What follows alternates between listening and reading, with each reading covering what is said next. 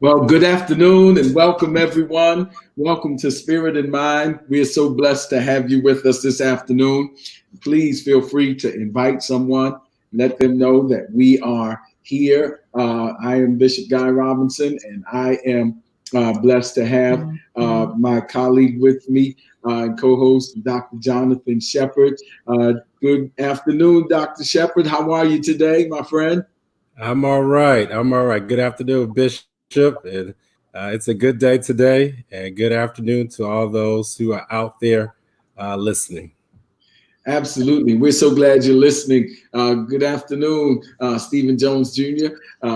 So grateful for you and grateful for all who are watching. And please feel free to share. We are committed to sharing this time in which we look at current affairs with faith and mental health perspectives so that we can serve this present age and so that we can engage the cares of this life as believing children of God who have not been given the spirit of fear, but of love, power, and of love and a sound mind. We thank God for being the keeper of our minds. And so this is our time of sharing. And today we want to talk about emotional regulation. And certainly, Dr. Shepard, as we were talking, this was my thought as we were preparing for the past week. We're living in some critical times. I think that would be safe to say. By definition, crisis in the word study means to be at, it kind of implies a place of decision, a fork in the road. In the ancient Chinese language, is two symbols, one for danger and one for opportunity. And so it is a time of danger and opportunity. And it depends on, our decisions become critical as to which will be our experience and witness. And so I think it's safe to say by that definition that we are living in critical times, politically. It's a politically charged time. Socially, there's a rising of social consciousness that particularly in America, but actually the deaths of George Floyd and has really taken on context beyond our national borders. And so then there's Breonna Taylor and there's others, too many to name, quite frankly. And there is this sentiment of enough is enough, and it's been too much for too long. And so there's socially critical times, and what's happening politically and what's happening socially in the prophetic tradition also represent what's happening spiritually. When we look at the writings of the prophets, in the scriptures, we see men and women of God being called to speak to the times. I think, in fact, it was Jesus who said it's hypocritical to be able to discern or predict the weather and not be able to discern the times in which we are living.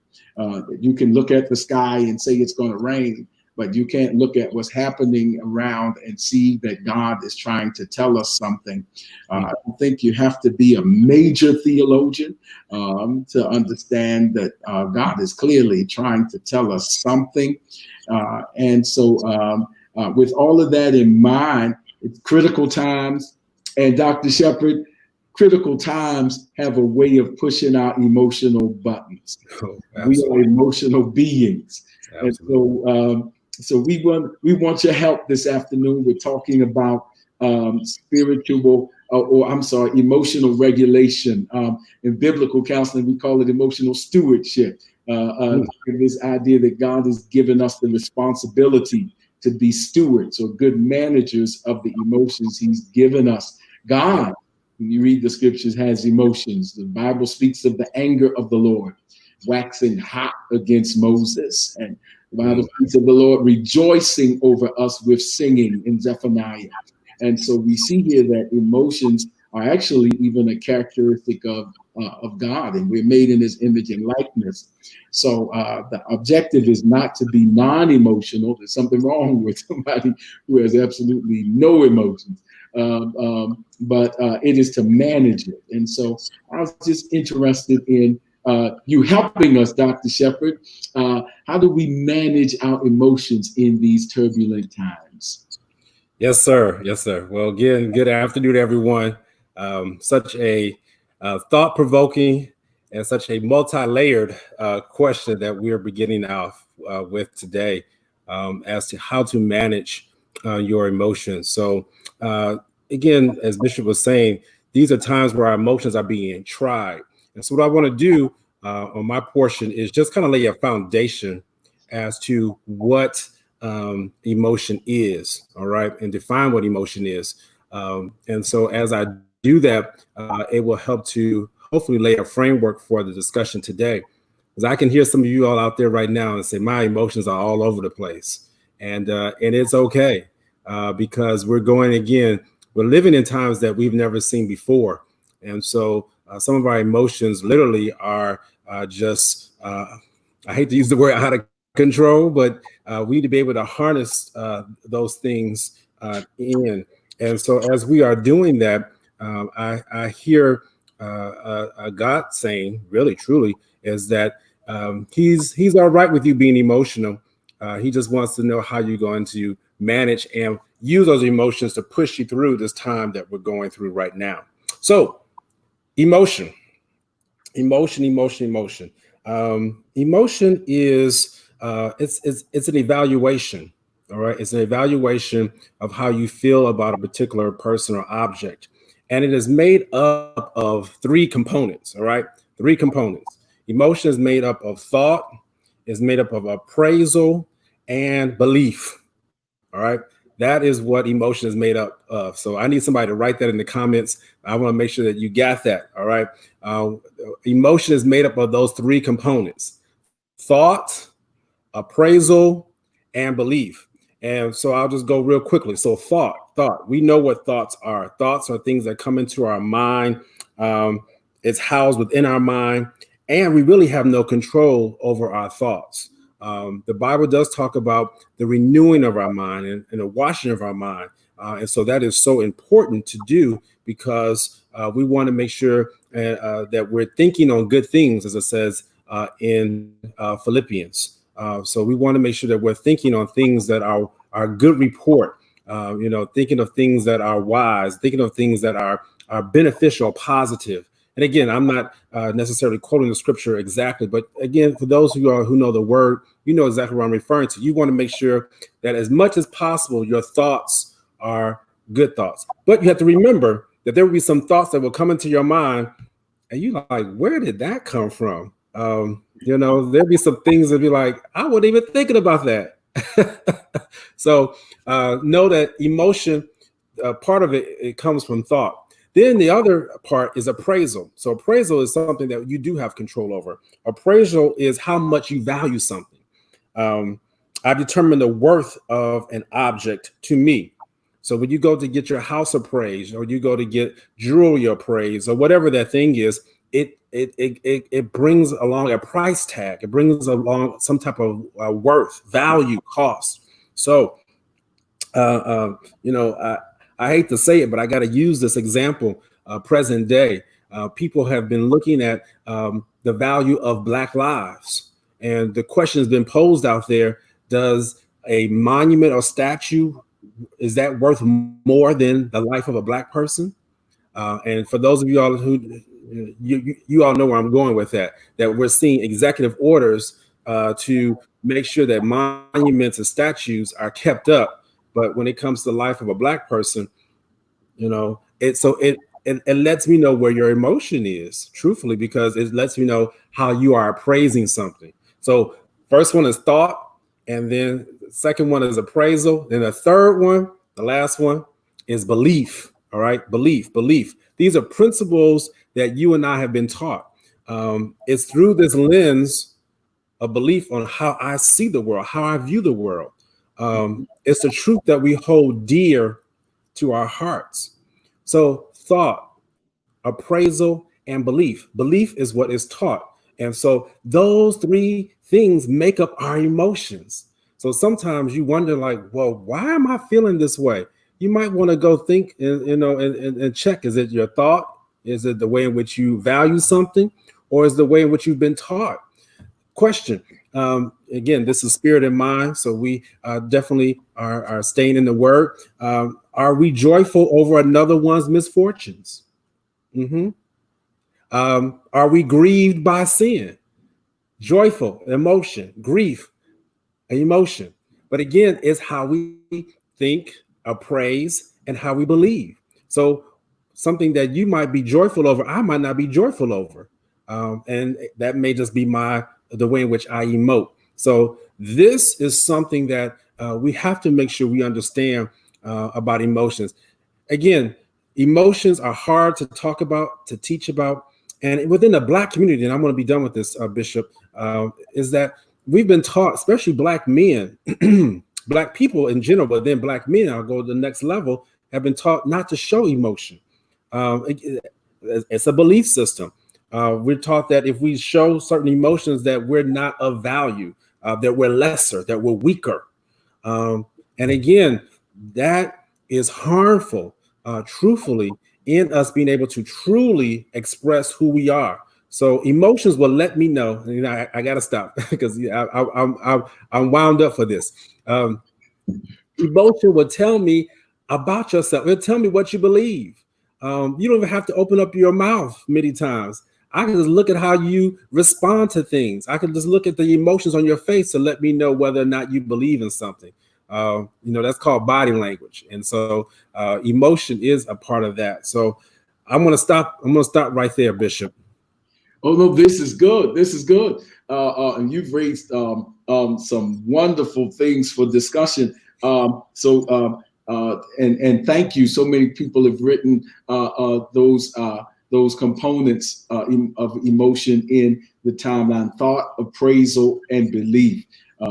Thoughts and values and convictions. So all these things exist, and they are reflected in our behaviors. And it's powerful what you expressed, Dr. Shepherd, is that we have more than one way of expressing those convictions. In biblical counseling, we say all behavior is purposeful. There's a reason we do what we do.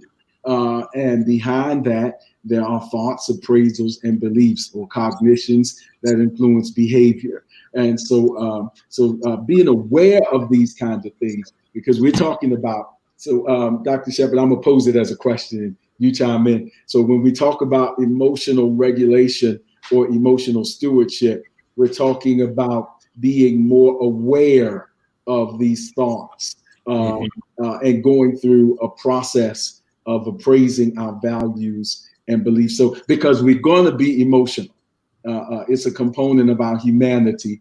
So if I'm hearing and what's coming to me is that the objective is not to live as absolutely robotic, stoic beings, but it is to be conscious and aware, because it's a matter of stewardship or regulation and not a matter of elimination. That's what I'm hearing. Would you say the same? Yeah, absolutely. Because I'm just looking at some of the comments. I I think about it just as a black man, and if you're living in or not, I should say, working, not living, working in corporate America, you begin to show emotion. People think that you're angry, and all you're doing is you're just being passionate about what you believe, and then that will even scare people. So you almost have to temper down how you show emotion on your job. I've even seen it in church. People tell you too emotional. Why don't you go somewhere and sit down? It don't take all that, you know.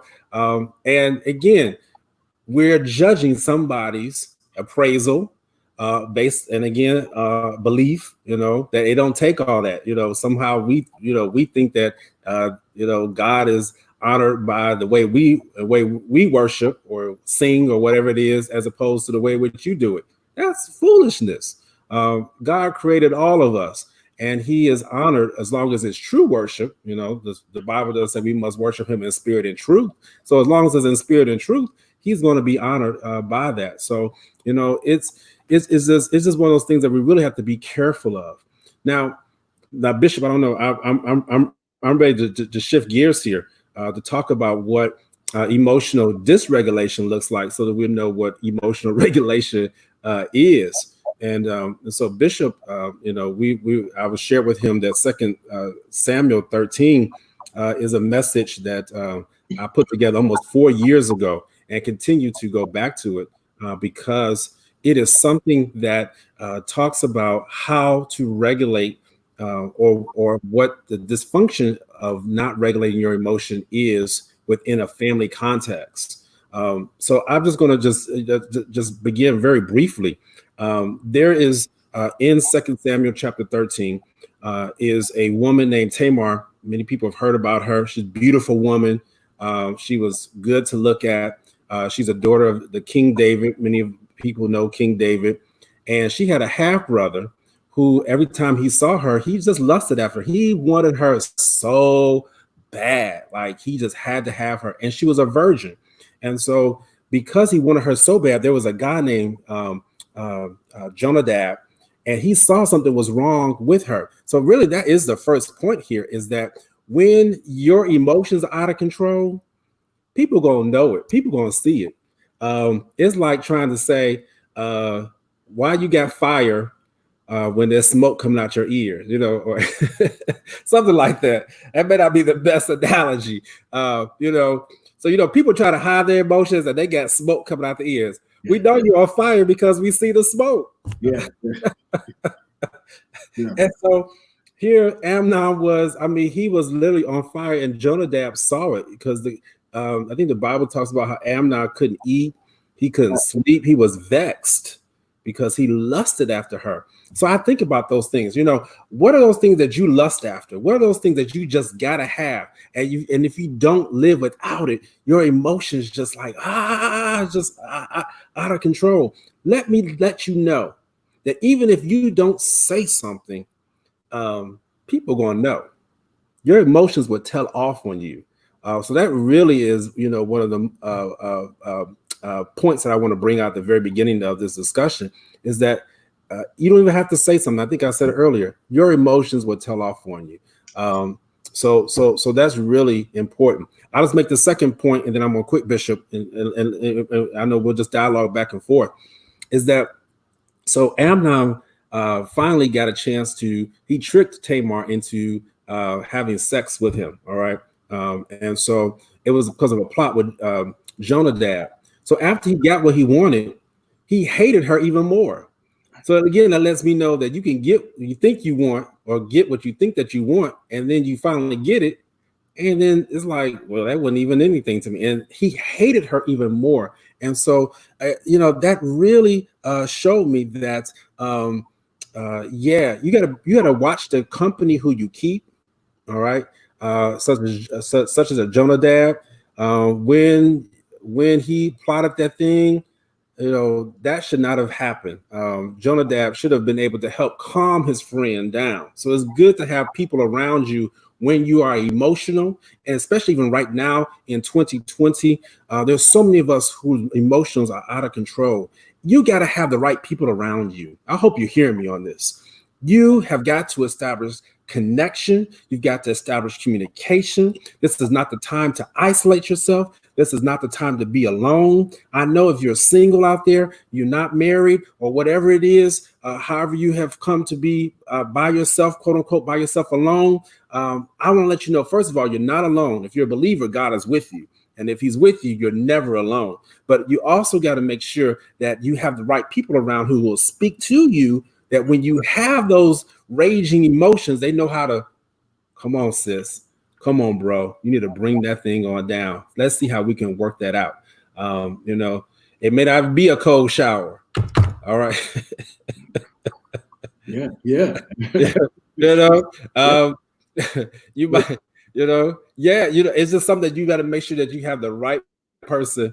All right. Yeah, I thought that gets somebody's attention by me saying that. So it just, you got to make sure you have the right people around. And so when that happened, and then we'll go further, and I'm going to stop right there, Bishop, as to what she did afterwards. So I'm sure we can go into that later. But those are just a couple of points I want to start off beginning with, how to be able to regulate your emotions. Absolutely, and it's so much emotional content in that particular passage that you're referencing, Dr. Shepherd, what you've already alluded to, and the emotions, the idealization and devaluation of Tamar. At first, he was utterly had to have her, and then he devalued her greater than he ever exalted her. So there's this psychological process of idealization and devaluation, and sometimes, and that's why the assessment of our desires and values is so important, because sometimes in the scriptures, I'll use the theological, sometimes the combination of the psyche or the mind or the soul and spirit is referred to, that combination in the Old Testament a lot as the heart. So if we talk a little bit about biblical anthropology, then when we're talking about the combination of spirit and mind, if you will, those components are combined. We see more of a trichotomous anthropological construct in the Old Testament, in the New Testament rather, but in the Old Testament, when it's talking of those two together, it's talking about the heart. And so the heart is deceptive. And so what we see there is a heart that has been deceived, deceived in how it's feeling, deceived in its value. It's interesting because when he's on that desirous tip, the text says he loved her so much that he was lovesick, but it's actually lust. Right. He's not able to, and it ultimately revealed itself. And the lesson is sometimes it's not our higher nature, if you will, that really is not the only thing that has desire. And so we have to discern that. That's the power of verses like Hebrews 4 that talks about the word of God being so quick and powerful and is a discerner of our thoughts and intentions. And it is able to separate, it says, bone from marrow and soul from spirit, pneuma from psyche. The implication is that the soul and spirit are so intertwined that it almost takes a surgical procedure. There has to be a word of God that helps me separate when I'm being emotional from when I'm being spiritual, because sometimes we're being emotional but not spiritual, and that could be in everything. Absolutely. Whoa. Yes, sir. Yes, sir. And so when the word is rightly divided, it puts us actually under the knife, the sword of the spirit, and does this kind of surgical thing. And that's what we're calling for. Even in the body of Christ today, when you're hearing these talks about so many things, it's a relational situation. I want to go on to say you also raised the importance of relationship, that you got to have the right people. You know, the pastoral counselor Howard Kleinbell says every relationship we have is either forming, transforming, or deforming us. And what we see, the Bible says that Jonadab was crafty, which is very similar to the word used to describe the serpent in Genesis 3. And so there's this idea of speaking to him and even giving him the idea for how he could appease his lower nature. And so, so what I hear you saying, Dr. Shepherd, is that relationships are key. Also, or can play an accountability role when we're in our emotions. Absolutely, absolutely. And they do. So, you know, so we shift from that particular emotion of lust, all right, and it's not really love. And so, for those of you out there, you want to make sure you're in right relationship. Make sure it's not a lustful relationship, but it's a love relationship. But as we shift from that, now we shift from love, lust to grief. So now that Tamar had been raped, essentially, she was disrespected, and she became very sad and depressed, like any person who had been violated. And so when she found herself in this state, she went to the wrong person. She went to her full brother named Absalom. And so Absalom could not stand Amnon. They already hated each other. All right. So she went to her full brother and told Absalom about what Amnon had done. So again, there's family dynamics right up in that. And so when Absalom had heard what had happened, he told Tamar, "Don't say anything. I'm going to handle this." You know, so how many people have heard that before?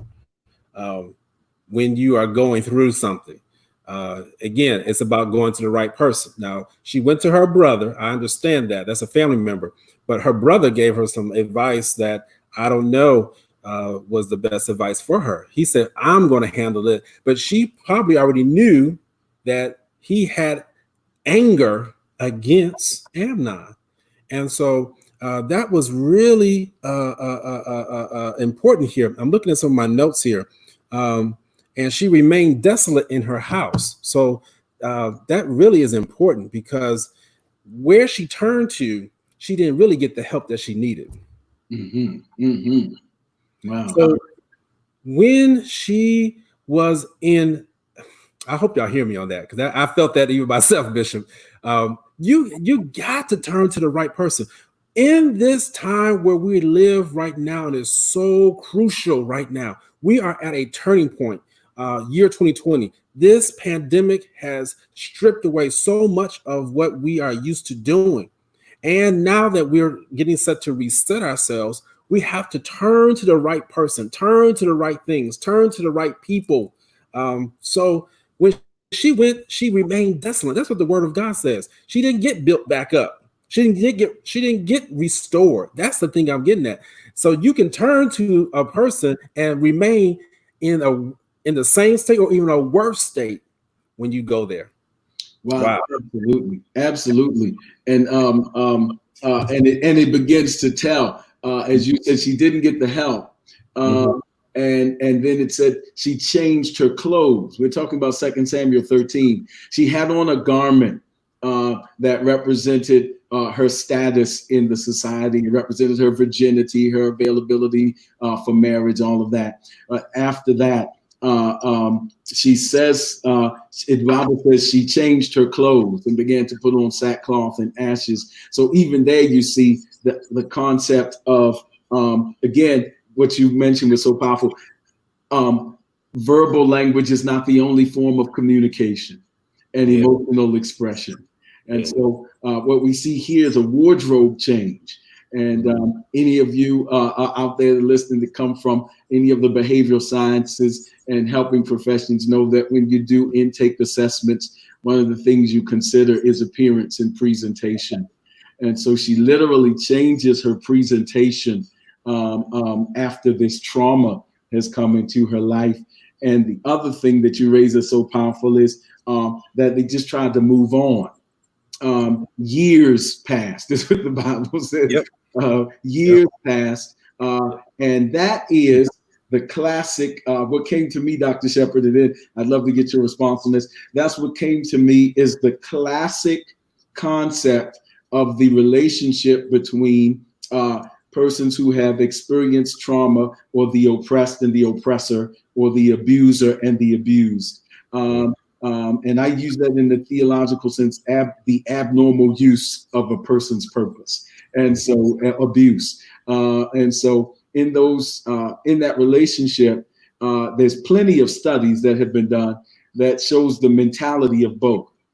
By definition, the person who has experienced, or the party that has experienced oppression or trauma, kind of is forced to kind of relive that moment, not because they want to be a victim per se, but because it just has no resolution.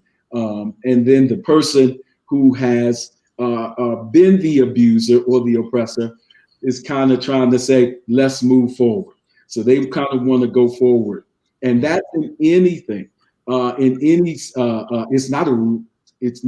in any relationship between the oppressed and the oppressor.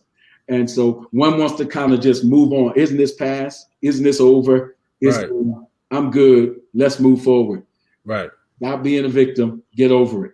Right. And it's I think it would be safe to say, from that text and from in your assessment, Dr. Shepherd, would you say that it's not that simple? Oh no. And that's why, and I thank you for handing it to me right there, because that's some of the messages that I'm hearing that some of the churches are trying to put out there. Some of our white Christian churches are trying to tell people, okay, slavery happened, let's move on. It's not that simple. We got to be so careful, because I've heard where people have said, well, shouldn't you just get over it? Ooh, that's horrible. For just to tell people to just get over something that happened 400 and has continued to happen for over 400 years. So I raise that as an example. Let's bring it on home to the Black household now. When Big Mama told you, I'll handle that perverted uncle. Wow. The one that may have traumatized you within your home. And again, these are issues that I've seen and continue to handle even within my own practice. And I understand where that whole saying, what happens in our family stays in our family. But when we have people who've been traumatized, when we have people who are living with the victimization and the assault, and again, we as a people have been traumatized. We've gone through trauma this year. I keep referring back, even though we're using 2 Samuel as a backdrop. I hope you hear us, is that we're using this because this applies to today. We have been traumatized today, whether or not you want to admit it or not, how we have been faced with this pandemic, with the healthcare disparities, with the economic loss and financial losses that we have incurred and seen. And then now with the continued police brutality of Black people being killed who are unarmed for no reason, we have been traumatized.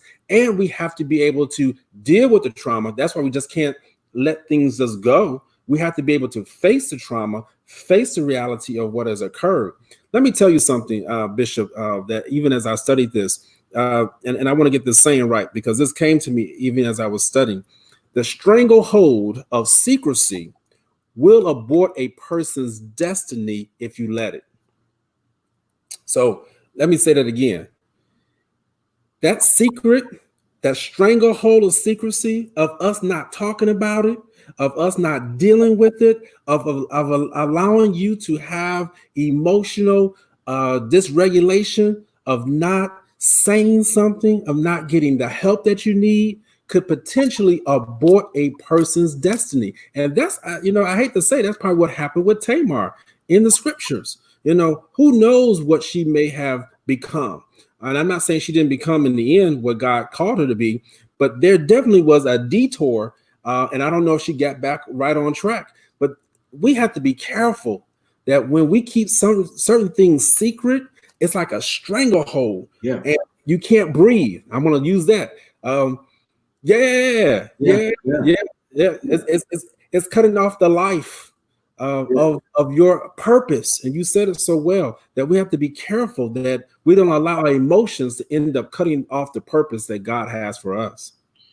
Absolutely, and oh man, this is so this is blessing me to talk through this with you, Dr. Shepherd, because it's not a one, it's Amnon and Tamar, but there is what we call in theology and interpretation, there are what we call senses of Scripture. And that means there is the literal, there is the metaphorical, and there is the transcendent, time transcendent principle. And so, yes, we're reading the history of Amnon and Tamar, but there are time transcendent, larger principles that exist between, in this case of our discussion, any relationship. Right now, we're talking about between an oppressor and the oppressed, or the abuser and the abusive. So the abuser and the abusive can be interpersonal, as Dr. Shepherd referenced, a familial abuse kind of thing. But there's also the oppressive and the oppressor on an institutional or macro level. And so that's what Dr. Shepherd was raising in those matters. And it is human. It's not just a black-white thing, because one of the things that frustrates Black persons who analyze the situation is the infusion of a double standard by those who want to just move on. Because when it comes to this relationship, it's get over it, let's move on. But many of us, and I don't mean this unpatriotically, I hope you're hearing me in good context. That's why I'm giving you this buffer that say, put your good ears on. And so 9/11 was a national tragedy.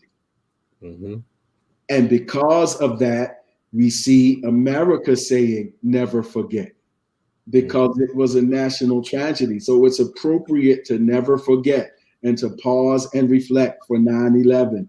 It's appropriate to do that for other moments that affected the national consciousness in such a way as that. And so, but when it comes to this situation, the roles are flipped from being the oppressor or abuser to being the abused.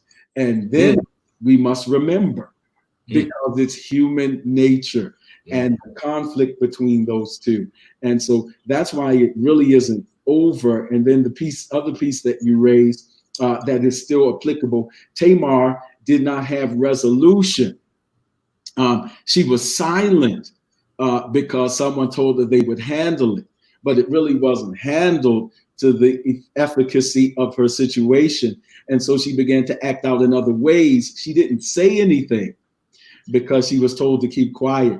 And I think one of the presumptions and erroneous assumptions in race relations in America is that sometimes as the African American, you had to have this silence. You didn't have a voting right.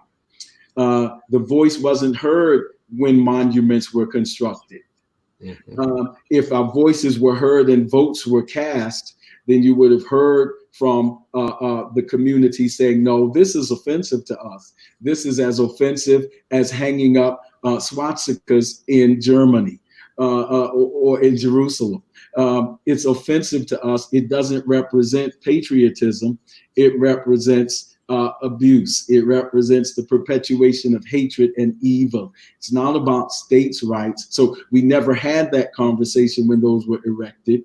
We never got to be involved in those conversations. And so that walking around silent is part of the what you hear a group saying is that we have been silent. We've been appeasing the ego of the inability to look in the mirror and acknowledge certain things. And so you've taken silence as getting along, but it was never really cool. It was never really acceptable. And so you just didn't notice. And so it raises that from the scriptures. When Tamar changed her clothes, she wasn't saying anything, but how many people recognize that something's not right? How many people recognize that she's not saying anything, but something is going on? She's in an emotional state. And that's so important that we realize that not all communication is verbal. And so these are relational matters that still have to be resolved. If you're in any relationship, those of you that are married, or even if you're parents, you know that if one party is still in a place, then the relationship still needs some work. And that there's, then I'll say this, and then I'd love to get your feedback, Dr. Shepherd. I want to take a family therapy approach to this, because the next stage is Absalom. In a single kind of way, you could look at Absalom as having a problem. But in a family therapy approach, Absalom is not a problem as much as he is a symptom. Mm-hmm. And he's a symptom of a relational and systemic concern. And right. It's important. And so would you talk a little bit about that? And then I want to talk about the current day sociological analogies to the Absalom scenario. Yeah. Absolutely. Thank you. Perfect setup, Bishop, because that's where my mind was going. So he is an example. Absalom is an example of anger gone wild. That is exactly what he represents right there. And let me tell you why it represents could represent you, or could represent what you're going through, or represent people within your own family. Because we already alluded to, it was 2 years from the time that Tamar was raped before Absalom did something about it. That means that he had 2 years of letting that stuff grow and fester. And that is what has happened with some of us. There is a statistic out there when I give lectures that the average onset of delay between recognition of symptoms and actually going to get treatment is 8 to 10 years. Wow. 8 to 10 years. So that means that you recognize that you got a problem, but it's 8 to 10 years before you do something about it. That is just unfathomable or unbelievable. I use that word. It is really just amazing. And with Absalom, he waited 2 whole years before he did something to set up Amnon. And guess who he used to set up Amnon? Jonadab again. So wait a minute. How is it the person who helped get Amnon into the situation, now he is a part of going back and telling Amnon and Absalom's father about all that was going on? He himself was an instigator. I hate those people who, they like to start up a lot of stuff. They say, well, didn't you hear what she said about you? And then you go back and run to the other person. Well, he said this about you. And then they get the 2 people riled up, and then they just sit back and they say, I had nothing to do with it. And you were the person who created all of that. So, I need to talk about him too. But Absalom was so angry. And so I want to ask you, is that who in your life are you angry at? Who have you chosen not to forgive? What situation in your life have you not released or gotten over yet? Again, this is the time. This is the time to reset. I'm going to keep saying that until you believe that. All right. Because this is the time where you can release the anger, release the hurt, the disappointment, and ask for forgiveness or seek forgiveness. And that's where we need to be at.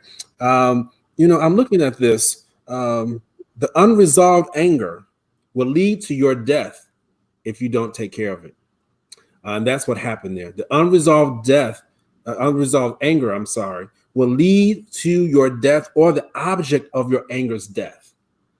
That's what happens when you have unresolved anger. It could either cause your death or the object that you've been angry at long enough. And we don't need to have any more dying right now.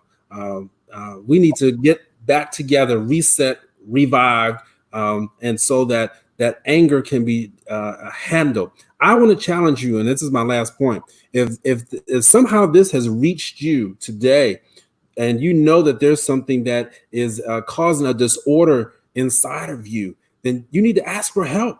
That's the purpose. That's one of the major reasons why we're here today, providing this information and teaching, is because we want to see people regulated. We want to see people no longer stuck. We want to see people who are no longer disordered. That means not able to function. And when your emotions are out of whack, that means that you're not functioning properly. You can look good on the outside, and I'm sure Absalom looked good on the outside, and he was a strong warrior. He was a strong man, but he festered anger. How many of our black boys got anger inside of them? I thought I was done, Bishop. I'm sorry. But I think about how many of our young black men are smart, intelligent young men, but just got a lot of anger inside of them. And we got to go and help them. We got to uproot that anger, because a lot of what happens is not because they're not informed. It's because they have a lot of anger that has been festering there, and no one has taken the time to deal with it. Absolutely, absolutely, and that's where Dr. Kubler-Ross's assessment is kicking in. To hear, I'm hearing anger can be an expression of grief, or a stage of grief, and so we want to, as we're, this is always wonderful, and as our time is drawing to a close, we want to emphasize this idea of being or asking the Lord to help us to be good stewards of our emotions, good stewards of emotional health. Proverbs 16:32 says, "Whoever is slow to anger is better than the mighty, and he who rules his spirit is better than he who takes a city." That's such a powerful theological principle that is antithetical sometimes to how we're socialized to believe that the angrier we are, the mightier we are, the stronger we are, and the only acceptable emotion that is socially acceptable in certain enclaves is anger. So whatever I'm feeling, the hangrier or the harder I can express it, the tougher I am. So, sometimes when I'm talking to people, what we call their affect is inconsistent. They talk about being profoundly hurt, but they got to put it like a tough guy. That stuff hurt, man. And then they use a few expletives because you have to funnel it through anger to be acceptable in certain enclaves and definitions of machismo. And so,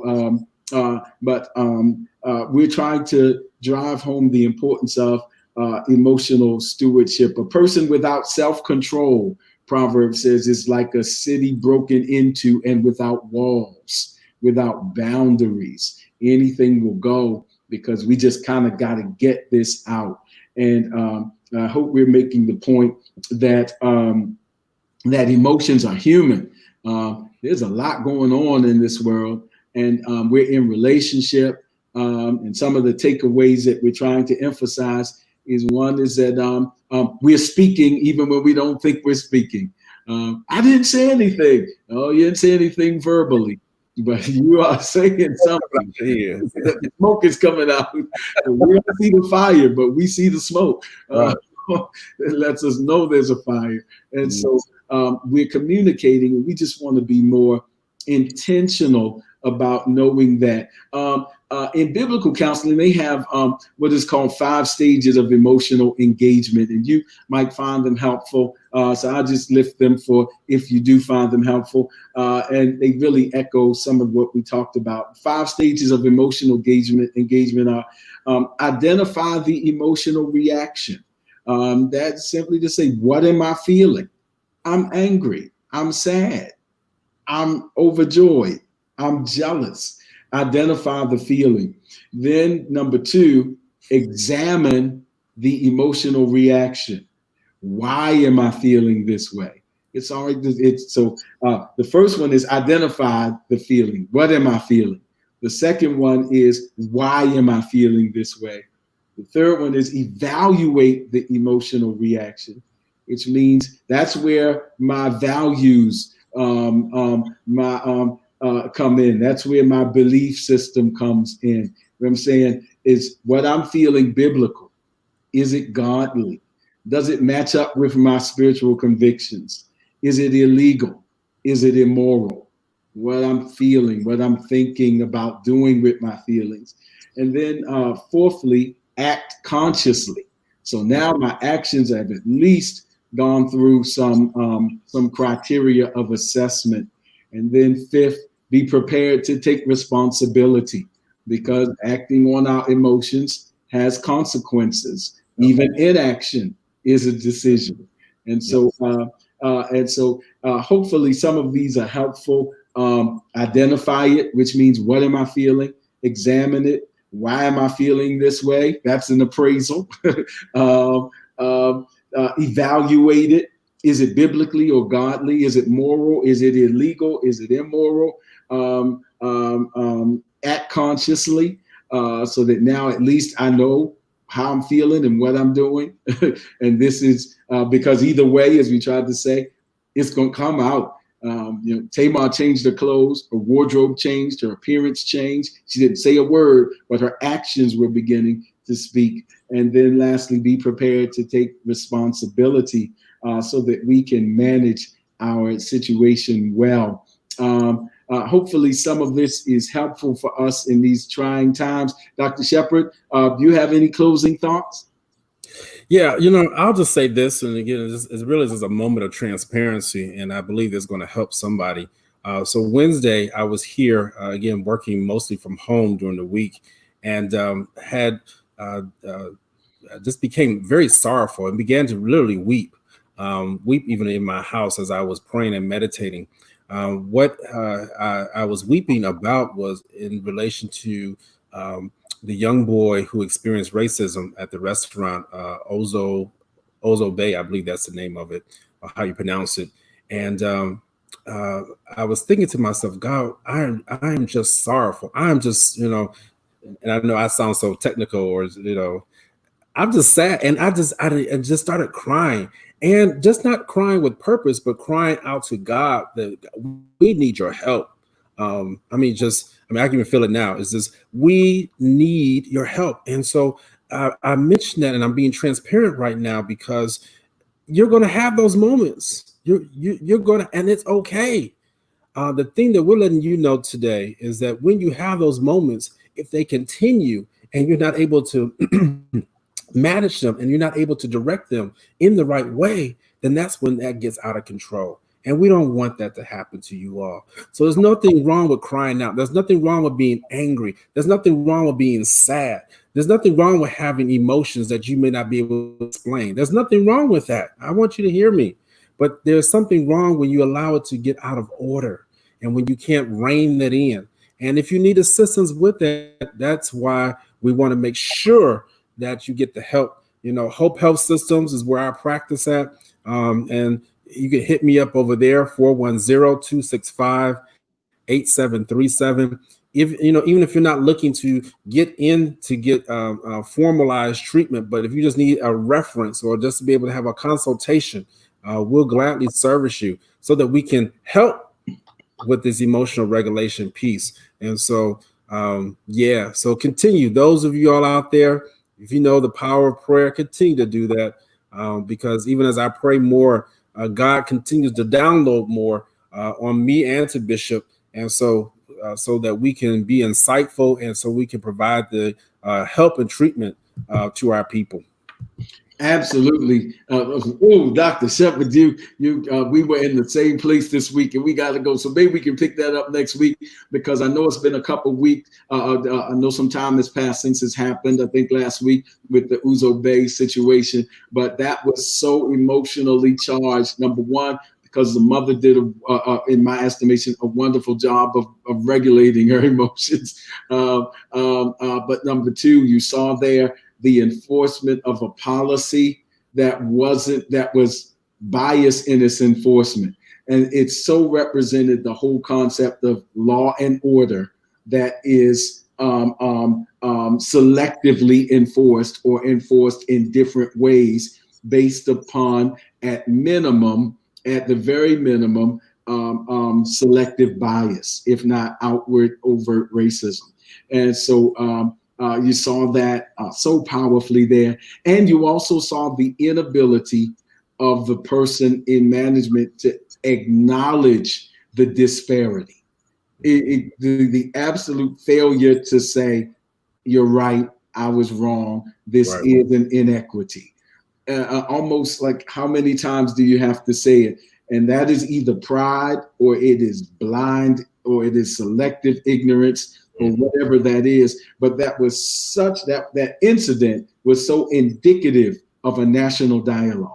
Yep. That can be lifted. And so we love this Spirit in Mind moment. I pray that you are blessed by it, because we're committed to it. And we could go on like this. This is how we talk as we are studying and preparing for these moments, because it's a commitment for us. And God has given us a gift of going back and forth. Man, we got to pick that up, Dr. Shepherd. Absolutely. Absolutely. I'm ready. Right. So we have we'll go into that, and then we can talk about some more about emotional management on our next Spirit in Mind. Please tell somebody about us. Follow Dr.